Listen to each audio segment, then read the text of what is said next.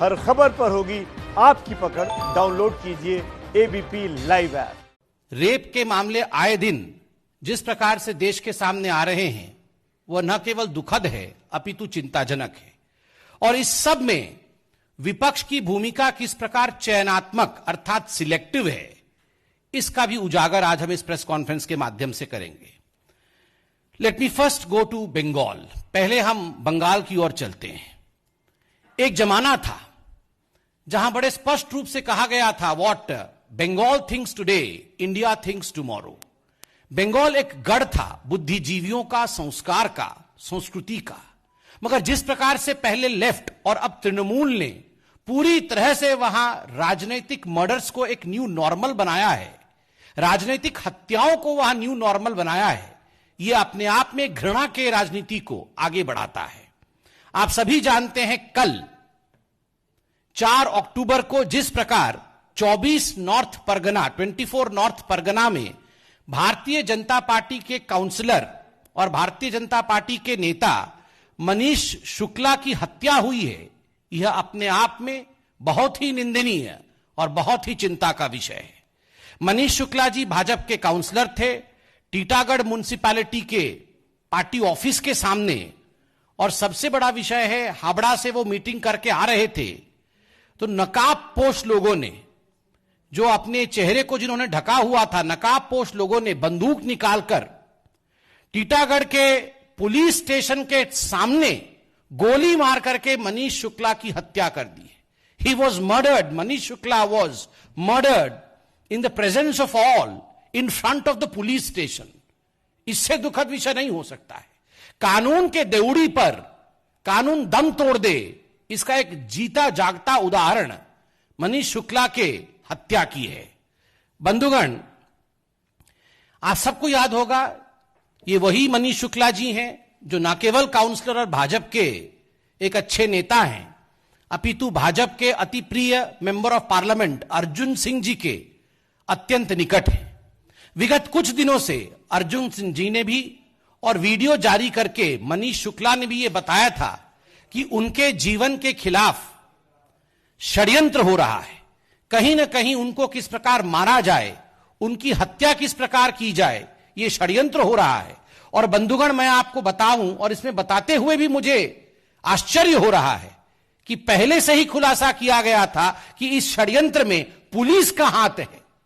और आप देखिए, आज कैलाश विजयवर्गीय जी, जो कि वहां के हमारे प्रभारी हैं बंगाल के, उन्होंने भी वीडियो जारी करके कहा है कि कमिश्नर ऑफ पुलिस अनुज वर्मा और additional commissioner of police Ajay Thakur, इनको तुरंत इनके ऊपर इंक्वायरी और इन्वेस्टिगेशन आरंभ किया जाए, क्योंकि इनके नाम को लेकर वीडियो जारी करके मृतक ने पहले ही बताया था कि ये लोग षड्यंत्र रच रहे हैं।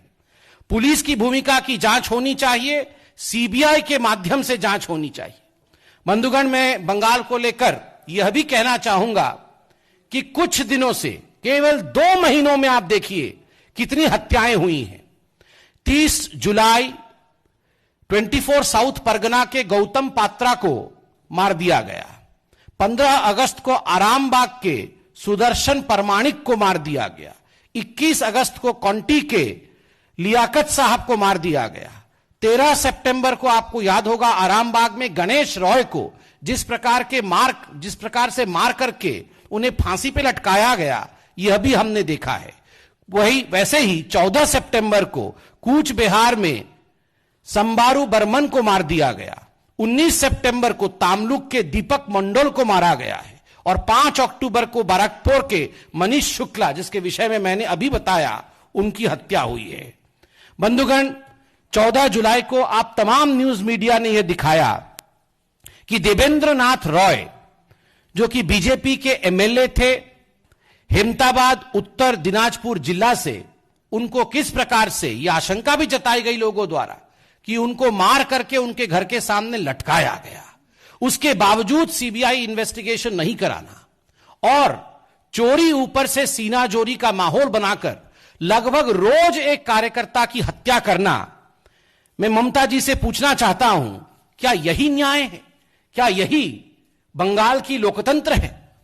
जिस प्रकार से ममता बनर्जी दूसरे राज्यों में जाकर वहां अन्याय के विषय में बात करती है, अपने प्रतिनिधि को दूसरे राज्यों में भेजती है। मैं आज ममता जी से सवाल पूछना चाहता हूं, ममता जी, आप मनीष शुक्ला के घर कब जाएंगे? आप अपने प्रतिनिधि मंडल, टीएमसी के प्रतिनिधि मंडल को मनीष शुक्ला जी के घर कब भेजेंगे? बिहार से लगे हुए राज्य अंग भंग कलिंग की बात होती है, तो आज अंगराज अर्थात बिहार,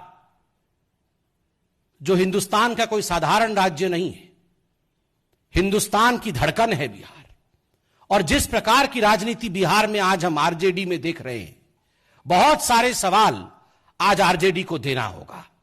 आज सुबह प्रत्येक भारतीय ने अखबारों के माध्यम से यह खबर देखा है कि किस प्रकार बिहार के जाने माने दलित नेता शक्ति कुमार मल्लिक, मात्र 40 वर्ष के आयु के युवा नेता, दलित नेता शक्ति कुमार मल्लिक को मार दिया गया, उनकी हत्या की गई।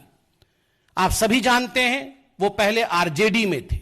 आरजेडी के एससी मोर्चा जो होता है, उस मोर्चे के महासचिव थे और चंद दिनों पहले उन्हें आरजेडी से निष्कासित किया गया। उसके पश्चात वो रानीगंज क्षेत्र से स्वतंत्र चुनाव लड़ने की प्रक्रिया में थे, ऐसा रिपोर्ट न्यूज़पेपर ने किया है।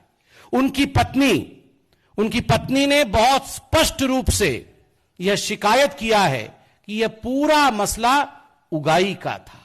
यह पूरा मसला आरजेडी के बड़े नेता पैसा मांग रहे थे, लाखों रुपए मांग रहे थे, उगाई करने की कोशिश कर रहे थे, जिसको कि दलित नेता शक्ति मल्लिक जी ने इनकार कर दिया था। और इसमें नाम खुद तेज प्रताप और तेजस्वी जी जो पहले उप मुख्यमंत्री रह चुके हैं और जिनके चेहरे के दम पर आज ऑपोजिशन वहां राजनीति कर रही है, और तेज प्रताप जी जो पहले मंत्री रह चुके हैं, दोनों का नाम दलित नेता की पत्नी ने स्वयं एफआईआर में दर्ज कराया है। दोनों का नाम एफआईआर में आया है। आज मैं बिहार की जनता की ओर से, भारत की जनता की ओर से तेज प्रताप जी और तेजस्वी जी से सवाल पूछता हूं। आप सामाजिक समरसता और सामाजिक न्याय की बात करते हैं, आपके अपने घर के अंदर दलित नेता जो आपके थे, जो आपके पार्टी के थे, आपने उनकी हत्या करवाई और यह पूरा विषय आप ही के पार्टी के नेता की पत्नी ने एफआईआर के रूप में दर्ज कराया है। आप आज चुप क्यों हैं? इसका जवाब कौन देगा तेजस्वी जी? इसका जवाब कौन देगा तेज प्रताप जी? कौन देगा इसका जवाब कि आपने करोड़ों लाखों रुपए का इसमें घपला किया है? कौन जवाब देगा कि आपने उगाई करने की कोशिश की है?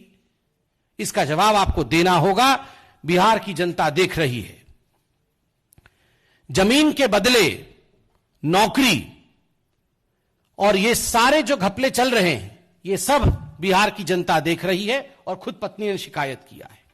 अंत में आप सब जानते हैं, आज राजस्थान में 12 में एक और रेप के विषय में न्यूज दिखाया गया है। किस प्रकार एक नाबालिग के साथ वहां रेप हुआ है, यह जघन्य अपराध हमने देखा है।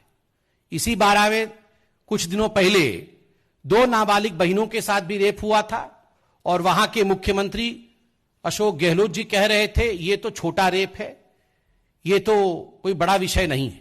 छत्तीसगढ़ में भी किस प्रकार से, मैंने यहां पत्रकार बंधु बैठे हैं, मैंने देखा है कुछ पत्रकार बंधुओं ने इस इनसेंसिटिविटी को लेकर ट्वीट भी किया था कि छत्तीसगढ़ के एक मंत्री ने यह भी कहा कि यह रेप छोटा है, वो रेप बड़ा है। ये छोटा बड़ा रेप, ये छोटा बड़ा मर्डर, इस प्रकार की जो चयनात्मक राजनीति होती है, ये जो सिलेक्टिव राजनीति है, यह राजनीति नहीं हो सकता है। आज विपक्ष को जवाब देना होगा कि हर विषय में जो पॉलिटिकल टूरिज्म करते हैं, आखिर मनीष शुक्ला हो चाहे शक्ति मल्लिक हो और जो नाबालिग बहनें हैं 12 में, उनके घर ये सारे लीडर्स कब जाएंगे न्याय मांगने के लिए। बहुत बहुत धन्यवाद। एबीपी न्यूज आपको रखे आगे।